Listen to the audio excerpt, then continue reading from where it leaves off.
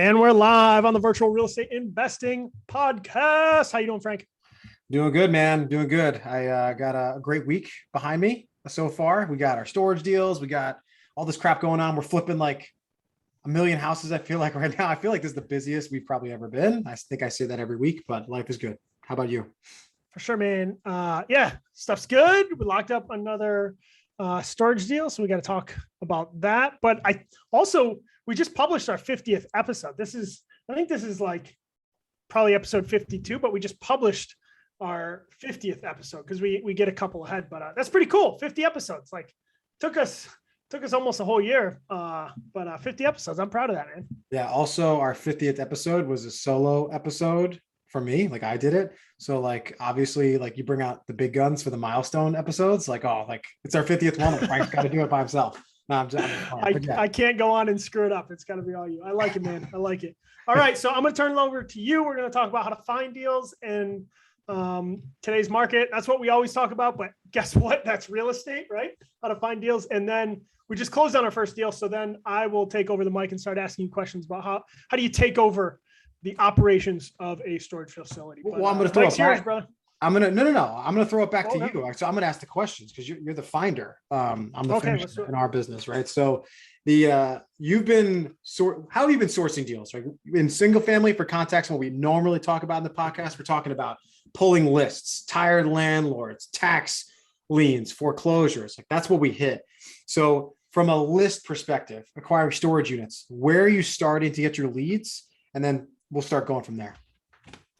Yes. So single family, we go off market. So we look at public records and, who owns what, and we reach out to them. In storage, we are going on market. We're listed by an agent, right? So we're not going off market. Why are we not going off market? Because it's a lot more work. We will go off market, right? We, at some point soon, will start scraping data, figure out all the storage facilities in areas where we want to buy that fit our criteria, and we'll start reaching out to them. But we're not doing that right now. We're buying on-market facilities. So on-market just means it's listed with a real estate agent. They're usually called a commercial broker or real estate broker, but they're listed with them. So where do you find these deals listed with them? Really, three places. One is LoopNet. LoopNet is it's like the Zillow of commercial property. So you can go in there, you can sort for self-storage facilities, and you can look at all of the listed self-storage facilities in the country. And number two is you can go to a website called Crexi, Crexi, Crexi and LoopNet. Both of those list all those deals. And then the third place you go is every time I reach out to one of these brokers, I get put on their email distro. So then, they start emailing me deals and I go to their individual websites and I start seeing their deals as well. So kind of three places, right? Crexi, LoopNet, and then from individual brokers. So you mentioned that we're not pulling data or scraping any data to go direct to seller in terms of our outreach. Why? Just because it's more work, right? So what do you mean by more work? Like, can you elaborate on that a little further?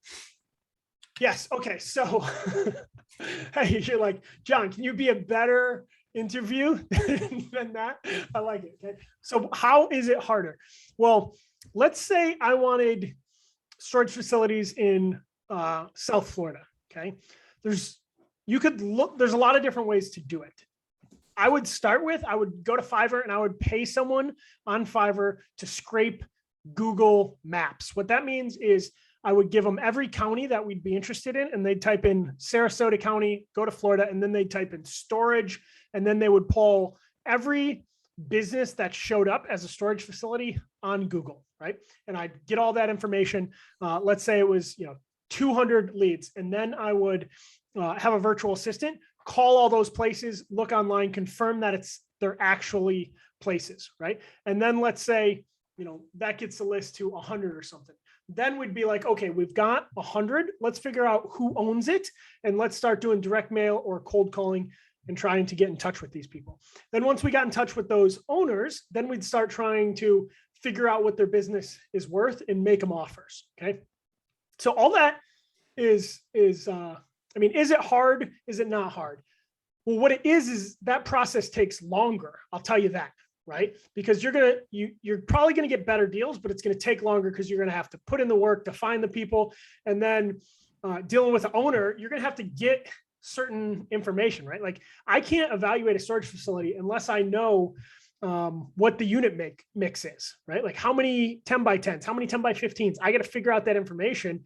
And it's just going to take some time to get that information from the owner. So it's not just that it's harder, that it just takes longer too, right? So as we look at deal flow right now, we're working with brokers partly because it's easier, but partly because it's faster too. When we get to the point where we're like, okay, we think we can handle, 3, 5, 7 deals at a time, then we're like, okay, now, because at any given time, let's say through brokers in our buy box, the deals we're looking for, we could probably have maybe 5 deals going out at a time, right?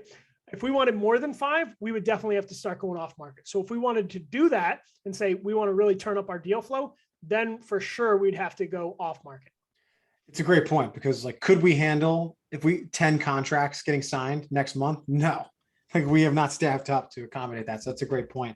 Do you also, here's something I'm curious about. I don't know the answer to this, but it's a hunch I have. Do you think going direct to sellers to acquire a storage facility is more effective at different price points for storage facilities? Meaning $100 million storage facility in New York City. That's probably an exaggeration, but going direct to seller there, I don't know if that's going to work, right? Because you're probably calling a REIT, a storage REIT. So is there a buy box that makes sense for going direct to seller or that maybe doesn't? I don't know what your thoughts are there. I have a hunch. We don't know, right? But I have a hunch. Right now, we're not looking at any facility underneath $1 million in value, right? The majority of owners who own a facility that is worth more than $1 million are going to work with a broker. And, I don't want to capture this for 100% of the time, but guess what? If we have a facility that we think is worth over $1 million, the chance of us selling without a broker is low, right? Most people are going to sell with a broker. They're going to get a lot more money by selling with a broker if they've got a facility that's worth over $1 million, right? So to your point, yeah, I think you can do really well sub $1 million. Can you do well? We're kind of looking 1 to 3 million. Can you do well in the $1 to $3 million space? Maybe, right? We don't really know, but I think what you're getting at, and my hunch would tell me the exact same thing. I think it's going to be more difficult, right? I've talked to plenty of multifamily owners that acted like they'd sell off market, but when push came to shove, they're like, no, I'm actually going to list with the broker. Well, it's a valid fear of making a mistake, right? Because they're worried they're going to sell at too low a price, which is a mistake, right? It's an expensive mistake. It's more expensive than an agent's commission. So I think maybe in single family, people criticize agents for not doing any work and being transaction coordinators. But I think in or commercial, they are, right? They're actually providing value in my experience too. Okay. Yeah, I think one thing I tweeted about that I would love your thoughts on too, is I'm still developing this, but what does a self-storage seller look like, right? And I basically put it into 3 buckets, right? Bucket number 1 is they're an awesome business professional, like we're aspiring to be. They're good at technology. They're good at pricing. They got revenue high, they got expenses low, right? That's one bucket. And guess what? We don't want to buy from those people, right? Right. Those people are good. It's hardly any meat left on the bone, right? So what are the 2 buckets that we like? The 2 buckets I said is number 1 is the person that's running a storage facility like an Airbnb, right? I feel like the facility we just bought, there's some similarities to that, right? They're running a storage facility, which is a commodity business, but they're running it like an Airbnb, trying to give incredible service, right? We want to buy those because it's probably got high occupancy and their expenses are probably way out of whack, right? They're probably not charging enough either, right? So one is the person that thinks they own an Airbnb. The other person is the person that thinks they own a junkyard, right? The person that is so hardcore blue collar, they probably built the facility themselves, right? But they know what they have into it. They have an idea of what it's worth, but chances are they're using no tech. They have no website. So that's the opportunity there. I know I'm flipping the script. What do you think of those 3 buckets? I agree. I would add in one simple way to summarize that is you want an individual owner or maybe an LLC, a small mom and pop business owning that facility. That's really what you're describing at the end of the day. like our price point, $1 to $3 million, is built to capture that seller or that audience. Right. Once you get over like $5 million, like it's a different, you're starting to enter at a different ball game. And every $5 million increment on top of that, you're leaving the mom and pop world relatively quickly. So that's why we're down there, because like marketing expertise and like the private equity mindset of, being a little cutthroat with increasing revenue and cutting expenses. Most people that own businesses or small businesses do not have that. That's the reason why private equity companies acquire those businesses in the first place. So, I mean, dude, we're not reinventing the wheel. Like, we're looking for the same thing every other private equity operator is. There's private equity acquiring HVAC companies, nail salons, dentist offices. You were just on the phone with the guy, I think, doing physical therapy takeovers. Like, it's the same exact thing. There's no difference. The best thing about our business is we own the real estate underneath, which gives you a little bit more flexibility, And easier to get loans potentially. Yeah, exactly. Right. Well, maybe not. SMB loans can go 90%, which we can't do through a credit, through our lenders yet. So SBA. Yeah. So, okay. So we're on the broker path right now, right? That's what your experience has been in the last couple of months. How do you best approach a broker? Like, what are your tips for the person that's trying to get their first storage deal? Like, with your experience to date, how do you best have success talking to brokers? Yeah, I hate my answer that I'm going to say. I haven't even said it yet, and I hate it, right? Because the answer is like, just talk to them, right? Like, that's the answer. Why is that the answer? Because the first couple of times I called them, like, even $1 million facility, like, I was nervous, right? Like, we've done a ton of single family deals, but I was nervous because, like, I didn't know, if we were going to be able to raise the money. I didn't know if we were going to be able to get a loan on it. I didn't know any of these things. I was confident we could, but there was doubt, right? So I think it takes reps, it takes reps. And then I think what also helps is, you don't need a perfect script, but you need an idea of what you're going into the call with, right? Because some brokers, like, it's no problem, but some brokers will be like, yeah, what are your questions? And if you don't have some questions ready to go, you're going to sound like an idiot, right? So I'm usually calling and going, hey, number one, is this facility still for sale? Okay, good to go. Hey, I'm interested in it. Can you tell me the story about this? Like, what's going on? Then, through that, I'm trying to build some rapport. I'm trying to say, hey, who are we? And I go, okay, can you send me everything there is, right? And then, they'll send me an offering memorandum and supporting documents. And then I'll spend an hour digging into that facility, right? And hopefully I can figure out the opportunities. And then when I call back, right, I feel really confident talking to the broker because I will likely know that facility, maybe not as well as the broker, but to a high degree, right? And then I can have a good conversation, and then we potentially move to letter of intent and stuff. So at that point, I mean, that's awesome. At that point, once you get an offer, let's say your offer is equal with another potential buyer, the agent's next question is obviously the ability to close, right? So when you're new, you even mentioned it yourself, like, there's doubt, right? Like, there's always doubt when you've never done something before, if you can do it or not, right? So how do you manage that? Like, how do you manage the broker's expectations with your ability to close when you haven't closed yet? So there's doubt that we can close, right? Like, we have doubt about whether or not we can close those deals. But before I call a broker, I do some meditation or some psych up drills or whatever. So before I pick up that phone, I believe we can close, right? What am I getting at? I can't lie. I can't bullshit, right? But what I can do is I can wrap my head around it and go, hey, this is such a good deal that I'm sure we can raise the money, even if we had to do it all cash. If we couldn't get a bank to do it, I'm sure we could just raise all cash. I don't know how we do it, but I'm confident we could raise all cash for this deal if we had to. And then I try to communicate that confidence to the broker. And I go, hey, right, like, we are guys that are high character, and, we're going to do what we say we're going to do. Here's all the reasons why. Hey, I'm going to be upfront and say, we've only closed one deal so far, but we got some other deals ready to go. We got some money behind us. We got money in our own bank account. We got a lot of people that, are ready to invest with us. So, that goes into it, but it's it's a dynamic thing, right? Because there's definitely an interpersonal part where the broker's got to go, hey, do I trust this guy can close? And then I haven't heard this from a broker, but I'm sure it's true. A broker's also saying like, do I want to work with this guy? Right? Because ultimately us and the broker are going to have to do a little dance to make this close. Right? So this broker's going like, hey, is this guy an asshole? Is this guy decent? Do I feel like we're going to be able to, talk to each other, or is he going to just be a pain in the ass the whole time? Yeah, I agree. I think the challenge people probably have is that fear is debilitating, right?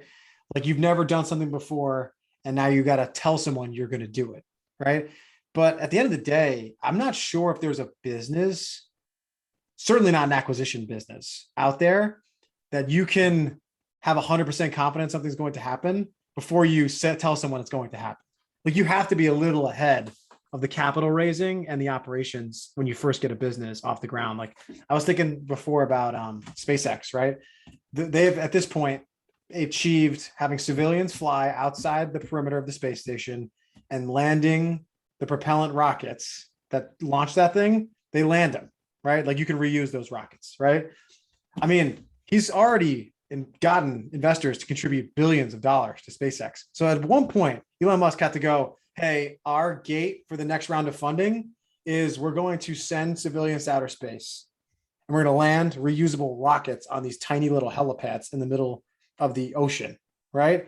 That's how he raised, I'm sure, a couple $2 billion because it cost $450 million probably to do this operation or something like that.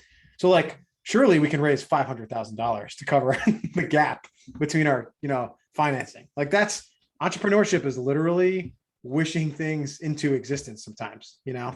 So I think people should just relax and just be like, fuck it. I got to risk this earnest money deposit if I'm going to start this business. It's the same thing in single family too, when you first start. For sure. I think I've tweeted before, like, good morning to everyone who's completely overwhelmed, right? Like, I think like there's certain, like you do a better job of like staying even keel, right? I'm not like the even keel type of guy. I'm the guy that gets like really excited and really exhausted, right? So I go into these calls sometimes and like I try to bring everything I have, right? Yeah. And sometimes after those calls, like I am completely spent, right? Like it's a half-hour call. Like that was like an 8 hours worth of energy, right? I think to me, it's kind of living on, I don't want to say living on the edge because that would seem like dangerous, right? But it's this idea of like, I believe like a certain amount of character, hustle, and grit is going to get you to the finish line. I truly believe it. Yeah, you need it, right? Okay, you want to go to taking over storage deal, or you got any more acquisition stuff? Unless you got anything, we can pivot. Okay, so we just closed our first storage facility. Round of applause, right? All right, so what were your biggest fears, your biggest emotions the week of closing before you closed? So the week of closing on your first deal where you've raised LP money, I think you have to let yourself not let the operational side of the business crush your soul too much and just focus on closing the deal, right? Like your lender's got to get their ducks in a row. The title company's got to get their ish together. You're going to be transferring utilities and all the other things into your name, into your legal name. Your lawyer that's handling your documents for the syndication's got to get their crap together. And your LPs all have to like actually finally wire you money, right? And it's your first deal. It's obviously the first time your LPs or your investors are sending you cash, most likely, right? So there's even some doubt there that like, hey, is this LP for real? Are they going to wire that 50 grand that they said they were going to wire? Like there's doubt there, so you have to have a backup plan in case something goes haywire. So I guess if it's your first time, I would say, dude, just focus on closing the damn deal, right? Like you, at that point, it's a good deal. You feel great about it. You sold everyone on it. Like secure the bag, ensure the success of that closing, and forgive yourself if one or two things slip, because in the grand scheme of things, when you disposition that deal 3 years in the future, I'm assuming that one thing you didn't do that week is not going to kill you. You know what I mean? Like the value of that asset is not driven by you forgetting to make one phone call. So I would say forgive yourself. Don't overwhelm yourself. The next week, you own the property, right? Like now, let's say you closed. Congratulations. Hold on.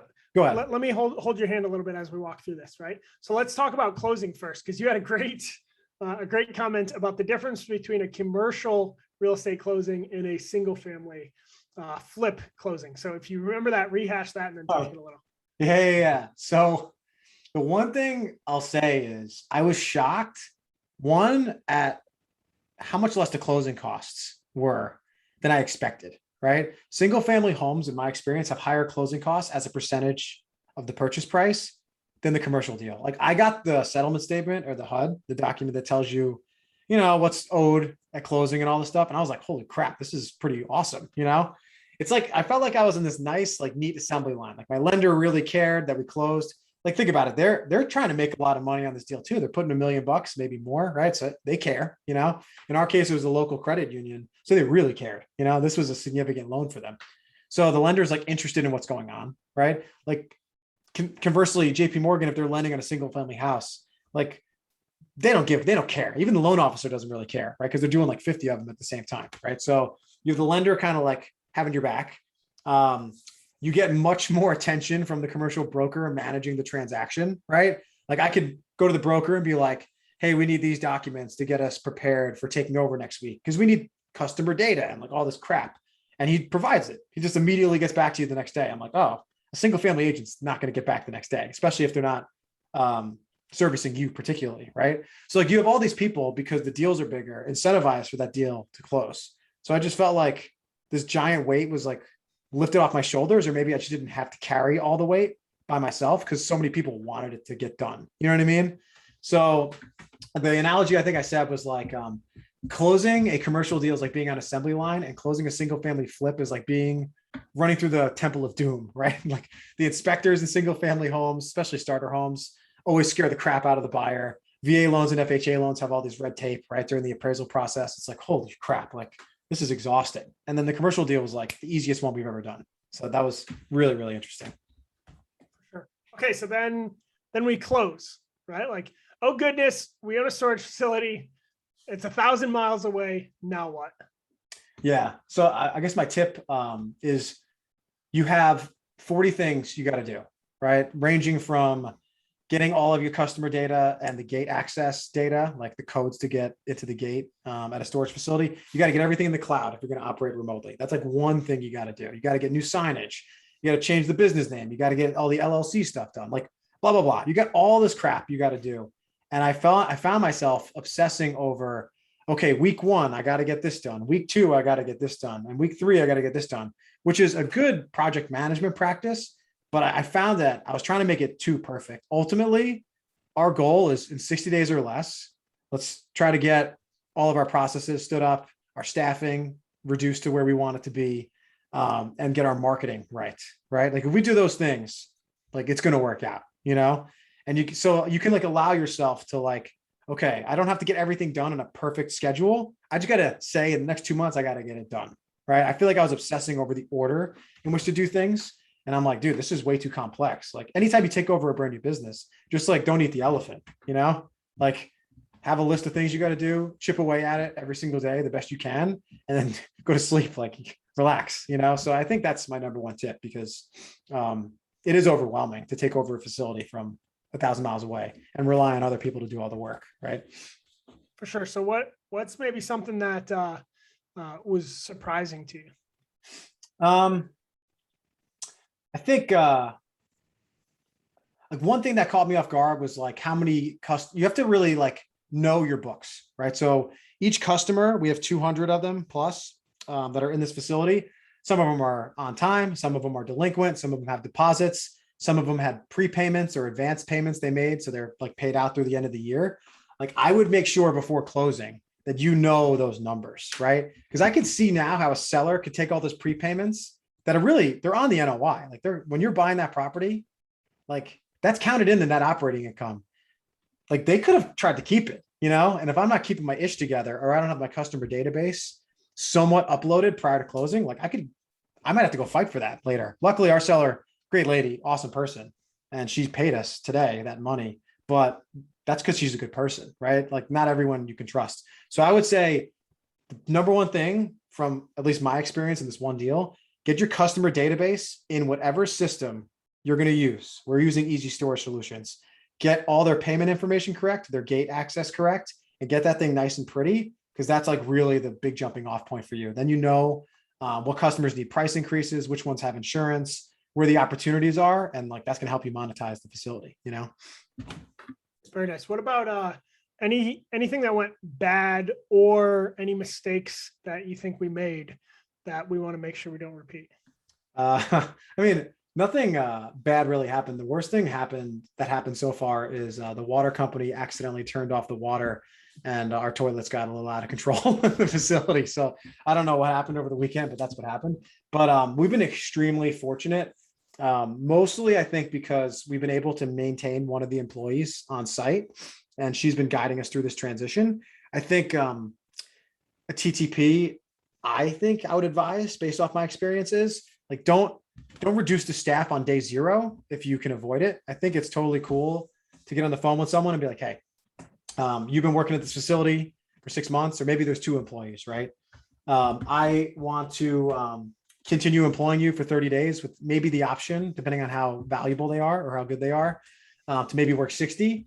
And over that time, I'm going to pay you commensurate with what you were being paid before. And I'll give you X amount of dollars for helping me through this transition by providing me these documents, by helping me with these additional tasks that are required for me to properly take over the facility.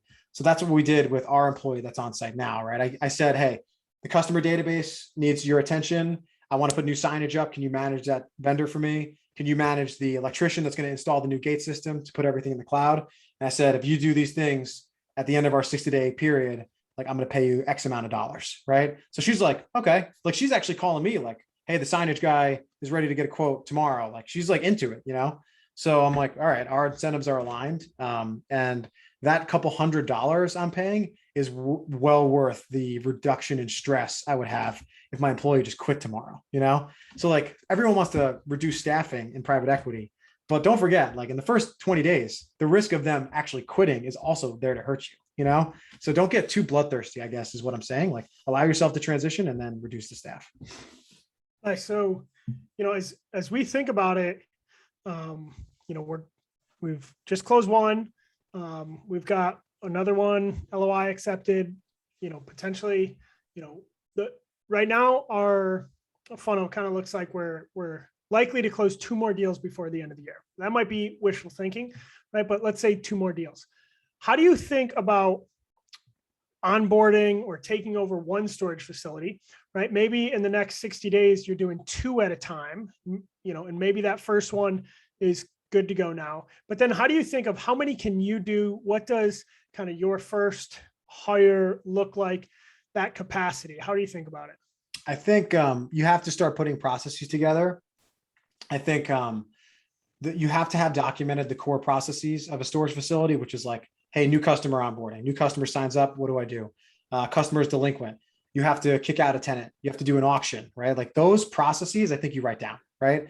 But I also think because we're basically a private equity company, you need, and acquisition is such a big part of what we do. You need also a first 30 days checklist, right? Hey, the first 30 days, these are the additional things I got to do on top of the core processes that this facility will have forever, right? So I think you have 2 books, like playbooks, acquisition playbook, first 30 days, and then, you know, continuing operations. Like they both have 2 different books of procedures. And I think basically anything that can be automated or doesn't require any significant problem solving, you hire someone and you test those things out. Like that sounds like a really simple answer, but there's actually a shit ton of work underneath what I just said, you know? I think that is the answer. You have your 2 playbooks and that's it. So last question is, you know, we set our 12-month goal to be $20 million of assets under management, right? Like if we call the average storage facility, you know, $2 million, that would be 10 facilities over the next 12 months, right? To me, after we close our first one, I'm like, I feel good that we can hit that, maybe more, right? As you think about getting through this first deal, I don't want to say getting through, right? But getting this first deal, you know, what do you think our goals should be for the next 12 months and for 2022 for the storage business? I think that's a good goal. I think that roughly puts you at 1 a month. And I think that's a pace that as you continue to improve, you can sustain without killing yourself. And it also, I think you also don't want to make it too crazy. Like if we said 50 deals, like we're going to do $50 million, then I think you might put enough pressure on yourself where your underwriting might start to suffer, right? Because if you start, as we know in single family, if you prioritize volume too much, eventually people start creeping up against the max offer you can make too often, right? And then you end up doing more and more work for less and less margin, right? So quality needs to always be maintained in acquisitions is a lesson I think we've learned over the past 2 years. So I think you want to be aggressive, but like sensical, right? Like, can we do a deal a month? I mean, we're about a month and a half into you calling brokers and we got our first deal and we haven't adjusted our underwriting at all, right? So evidence tells us to this point, like our goal is solid, we can hit it. So let's give it a shot. And then regarding like goals after that, I think $100 million is a great goal too, right? For maybe no other reason that it's a nice big round number that gets people motivated, right? Like sometimes that does matter. What's the implied task there? Well, it's hiring, right? Like we're going to have to hire people for, in this case, probably me to delegate a lot of the work so I can manage 5, 10, 15 facilities at the same time. And while handling new acquisitions. So you got to hire. And I'll just caveat this, like I used to think private equity firms or syndicators that had big acquisition fees were jerks and greedy. And now I understand why they need acquisition fees. Because in reality, like how do we hire people when every asset we're buying matures in 3 to 5 years, right? Like, it's not like we're going to make 200 grand on cash flow with preferred returns that we have on these deals. It's not going to happen this year. It's not going to happen, period. So how do you get paid? It's through fees. That fee, if you have a good GP, is making them better at running their operations because that's how they're funding their staff. That's why you have management fees too, and disposition fees. Like that's why it exists. So I think, if your GP is high integrity, like they need that money, like that's going to add to the LP return or the entire pool of LP return over time. So anyway, that's a long answer, but that's what I got. Nice. I like it. I think the fees stuff will continue to evolve around, but it's definitely opened my eyes, right? I think my eyes have been open on the fees and making sure they're aligned, but also appropriate size too. Like, a limited partner or an investor should be concerned with someone taking no fees too, because that also tells a story, right? Like that could be bad. There's also understanding different assets being, risk adjusted return. Basically, like what's the return projected for this asset and how much risk is associated. If it's a facility that has 0% occupancy, like it should have a super high upside, Right. If it's a facility in an awesome location that's already 100% occupied, you're not going to get a great deal. Then your investment is like, hey, do you believe in storage and do you believe in that city, right? Which could also be a great investment, but the risk there is so much different than a facility that has 0% occupancy. So then you would expect different returns too, right? Like I didn't fully appreciate that, and maybe I still don't, but I definitely didn't until we really, really started digging into this stuff. Yeah, that's a red flag. Like, and like, I'm not sure in storage if like the risk that people are taking, because there's a lot of speculation in our business. Like sometimes we'll sign up and look at people's deals just to, look at our competition. And like I see deals where people are buying on the pro forma or the projected NOI, and the projected NOI is like a 7 cap, right? It's currently operating at like 4. And they're like, yeah, we're securing bank debt at 4 or 4.5% interest to cover the majority of the deal. And then we have a preferred return of like 6% or something. And I'm like, well, you're calling it a preferred return, but you have to be speculating, right? Like based on the numbers I just said, that facility is really not cash flowing on Q1 until you fix it up. So how the hell, like if I'm an LP, I'm like, wait a second, like, am I taking a big risk on this deal or not? Like it's negative cash flow. So what's your risk adjusted return? So I feel like investors like probably need to look at that a little bit more, because I think there's certainly more risk in this space or commercial real estate in general than it was 5 years ago. You know what I mean? Like they're taking more risk and the returns are kind of staying, I think, the same. Good stuff. Okay. I think this is a good episode, man. I enjoyed it. Take us out. No, I appreciate it. John, great episode. A lot of fun talking to you. If you guys want to follow us at Twitter or on Twitter, I'm at Frank Scat with 2 P's. My partner, John, is at John Plumstead. We try to push out fun stuff every day. And thank you guys. Peace.